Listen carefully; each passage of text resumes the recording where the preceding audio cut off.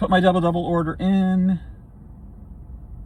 Got about 15 cars in front of me as usual.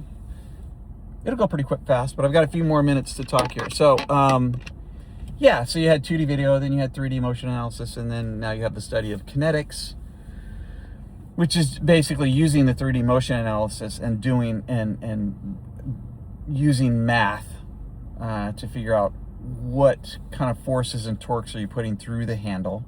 Force being moving the handle, displacing the handle, torque being any kind of rotation on the handle. Those forces and torques, when are they happening? At what amplitude are they happening? And then, so that's your connection to the club. And then the other connection, obviously, we're looking at is your connection of your feet to the ground, which is the amplitudes and positions, nature of your force plate trace, right? Rotational, vertical, lateral, amplitudes, timing, right? So, and those are not up for debate. They're not up there. That's what's happening, right?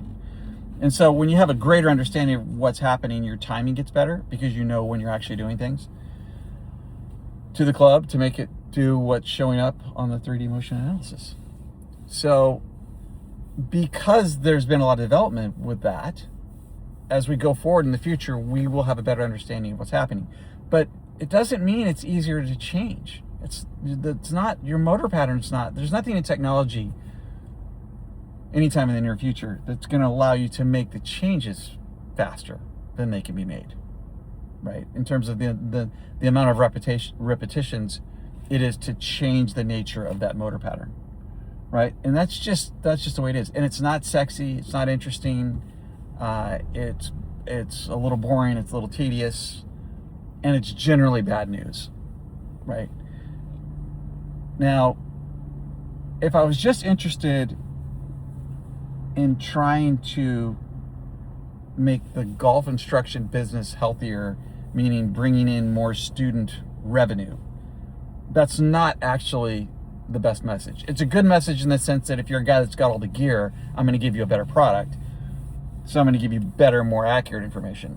So maybe you go to attract customers that way. But you would generally depress the turnout to lessons if people actually knew how hard it was going to be for them to make changes. Like you might end up increasing other types of lessons, whether it was on-course lessons, playing lessons, something designed to increase your golf IQ, moving around the course, trying to make the most of the current state of your game, trying to make that apply to a better score, right? You'd probably increase the turnout there. Like I'm not going to change my swing.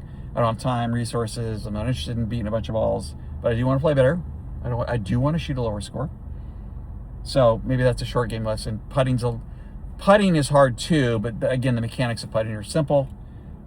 You could improve someone's mechanics in putting much more quickly than you can the full swing. And then the difficulty becomes teaching someone how to read a green. That's a really hard thing. That takes a lot of time and practice. But you could focus more of your energy there if you're just interested in shooting a good score, or a better score. The problem is that most people, they say they're interested in shooting a lower score. What they're really interested in doing, though, is trying to hit the ball like a pro. It's just more fun. I want to hit the ball higher, straighter, farther.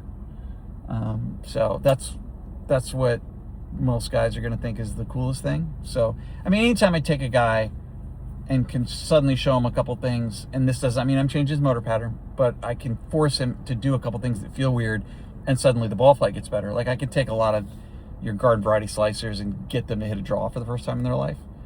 Doesn't mean they're going to do it next Saturday when they play, because they're going to have to go train it in, but I can force them to do a couple awkward things, and then they get a hold of one and they see a ball flight that's different for the first time in their life. And that's just more thrilling to them, right? They're like, oh my gosh, that was amazing. That was crazy. That was amazing. And you said it, you told me things I've never heard before about how this thing works. So, I mean, they walk away probably with a little bit more optimism than they should actually have, but it's a fun experience for them, so I'm happy to do it. And hopefully that information helps them get better over time. But I haven't changed their motor pattern yet. In order for them to hit a little push draw out of the center of the face with a driver, now the work begins. If they want to go out there and do it without thinking about it, if they want to fundamentally change what the ball flight is. So, and then we're back to where we began a few minutes ago when I started explaining this. So that's for all you grovelers. I just had to kick you guys in the nuts again, so you understand how it really works. I'm sure I'll do this video again in a month or two. Same thing. In fact, I'll probably just send this video and give it a different title. You guys will not know the difference. But let me say a little bit of extra something to our tech support, Ray. Ray, you're still missing the forest for the trees a little bit in terms of how you're trying to put everything together. You're still doing quite a bit of freelancing, which is fine. You can freelance if you want, but if you freelance a new idea and I don't like it, and it's fairly high chance that I'm not going to like what you're doing, freelancing. Then I'm just going to tell you, I'm going to ask you, why are you doing that? I didn't tell you to do that, but anywho, the moral of the story with you continues to be, you tend to move your body a little too much. You tend to try to place everything in the right spot with a lot of rehearsals. That gets away from a little bit from the way kinetically the way things should be happening. And you're still not getting that thing about how to deliver the shaft through P6. And it's partly because you don't really understand how the hands work through impact. How you're trying to piece together the wrist alignments and the arm swing and the body pivot is still a little bit dysfunctional. So, all right, I got to pay for my double doubles. I'll be back in a sec.